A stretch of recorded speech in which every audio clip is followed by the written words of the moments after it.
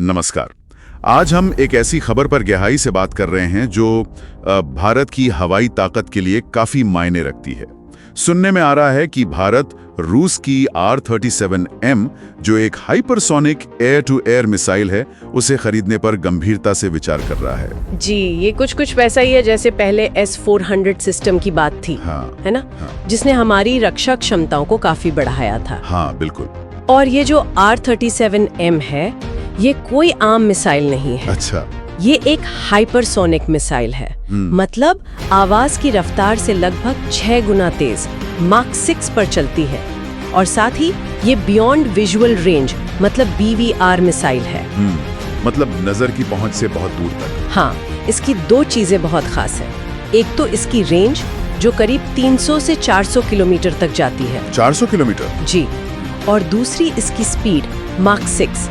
ये न सिर्फ फाइटर जेट्स को बल्कि AWACs जैसे बड़े निगरानी विमानों को भी निशाना बना सकती है। अरे वाह, मतलब हवा में मौजूद कमांड सेंटर्स पर भी? बिल्कुल। और यहाँ तक कि आती हुई दूसरी मिसाइलों को भी इंटरसेप्ट कर सकती है। इसका जो गाइडेंस सिस्टम है वो भी काफी एडवांस्ड है। मतलब इनर्शियल नेविगेशन है, मिड कोर्स अपडेट्स ले सकती है। तो मुश्किल हालात में भी कारगर रहेगी। हाँ, घने इलेक्ट्रॉनिक वॉरफेयर वाले माहौल में भी। पर ये जो प्रस्ताव है रूस का, इसमें सिर्फ मिसाइल बेचना ही नहीं है ना? नहीं, प्रस्ताव में ये भी शामिल है कि इसे भारत में ही बनाया जाए, HAL के साथ मिलकर। अच्छा, मेक इन इंडिया के तहत? जी बिल्कुल। और एक और अच्छी बात यह है कि इसे सीधे भारतीय वायुसेना के Su-30 MKI विमानों में इंटीग्रेट किया जा सकता है। तो इंटीग्रेशन की ज्यादा दिक्कत नहीं आएगी। तो रणनीतिक तौर पर इसका क्या मतलब हुआ? क्या ये वाकई गेम चेंजर साबित हो सकती है? देखिए, रणनीतिक तौर पर ये बहुत बड़ा कदम हो सकता है। सोचिए, भारतीय पायलट्स को दुश्मन के एयर स्पेस में या उनके रडार की पकड़ में आए बिना ही, मतलब सेफ दूरी से। हाँ बिल्कुल, सेफ दूरी से, शायद 300-400 किलोमीटर दूर से ही वो पाकिस्तानी F-16 या चीन की PL-15 जैसे खतरों को निशाना बना सकते हैं। PL-15 जिसकी रेंज शायद 200 किलोमीटर के आसपास है। हाँ, करीब 180-200 किलोमीटर। तो R-37M का रेंज एडवांटेज साफ है। इसे कहते हैं स्टैंड ऑफ क्षमता। स्टैंड ऑफ क्षमता मतलब लड़ाई शुरू होती ही पहला वार करने का मौका। बिल्कुल। और आजकल हवाई युद्ध में ये बढ़त बहुत मायने रखती है। और जो खबर थी कि पाकिस्तान ने ऑपरेशन सिंदूर में चीनी PL-15 इस्तेमाल करने की कोशिश की थी, हालांकि वो नाकाम रहे थे। हाँ, वो खबर थी और वो यही दिखाती है कि इस तरह के खतरे असल हैं, भविष्य में ये बढ़ सकते हैं। तो R-37M की जरूरत महसूस हो रही है। क्या ये कहीं इस्तेमाल हुई है? मतलब इसकी क्षमता साबित हुई है? हाँ, रूस ने यूक्रेन में इसका इस्तेमाल किया है और रिपोर्ट्स के मुताबिक ये काफी प्रभावी रही है। अच्छा, तो ये सिर्फ कागज पर नहीं, असल में काम करती है। जी।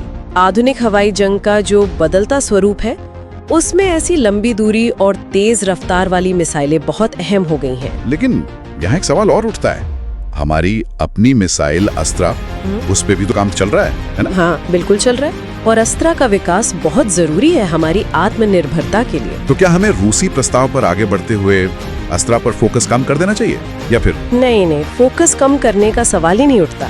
देखिए, अस्त्रा अपनी जगह महत्वपूर्ण है, लेकिन R-37M जैसी क्षमता, मतलब 300-400 किलोमीटर रेंज और मैक 6 स्पीड, इसे स्वदेशी तौर पर हासिल करने में अभी कुछ और वक्त लग सकता है। तो सवाल ये है कि क्या मौजूदा सुरक्षा माहौल को देखते हुए भारत इंतजार कर सकता है या फिर एक तैयार आजमाई हुई तकनीक को अपनाना बेहतर है, कम से कम अभी के लिए। ये एक मुश्किल संतुलन है। सुना है वो जो गिरी हुई PL-15 मिसाइल मिली थी, उससे मिली जानकारी अस्त्रा को बेहतर बनाने में काम आ सकती है। हाँ, ऐसी रिपोर्ट्स हैं। देखिए, हर जानकारी, हर डेटा का इस्तेमाल स्वदेशी क्षमताओं को बढ़ाने में किया ही जाना चाहिए। तो कुल मिलाकर भारत एक बहुत ही शक्तिशाली रूसी हाइपरसोनिक मिसाइल के प्रस्ताव का मूल्यांकन कर रहा है और इसमें मेक इन इंडिया की संभावना भी है। हाँ, संक्षेप में यही बात है। ये सौदा वाकई इस क्षेत्र में शक्ति संतुलन को बदल सकता है। भारत को एक बड़ी रणनीतिक बढ़त मिल सकती है। लेकिन जैसा आपने कहा, आत्मनिर्भरता भी उतनी जरूरी है। बिल्कुल। अस्त्रा और भविष्य के जो भी स्वदेशी हथियार सिस्टम है, उनका विकास रुकना नहीं चाहिए। वो हमारी लॉन्ग टर्म स्ट्रैटेजी का हिस्सा है। तो फिर आखिरी सवाल यही बनता है जिस पर सोचने की जरूरत है। भारत अपनी भविष्य की हवाई युद्ध रणनीति और आत्मनिर्भरता के लक्ष्यों के बीच ये संतुलन कैसे बनाएगा। मतलब R-37M जैसी एक तैयार विदेशी तकनीक को अपनाना और साथ ही अस्त्रा जैसी अपनी स्वदेशी क्षमताओं को लगातार मजबूत करते रहना, इसी संतुलन को साधना आने वाले समय की सबसे बड़ी चुनौती होगी, है ना? सही कहा।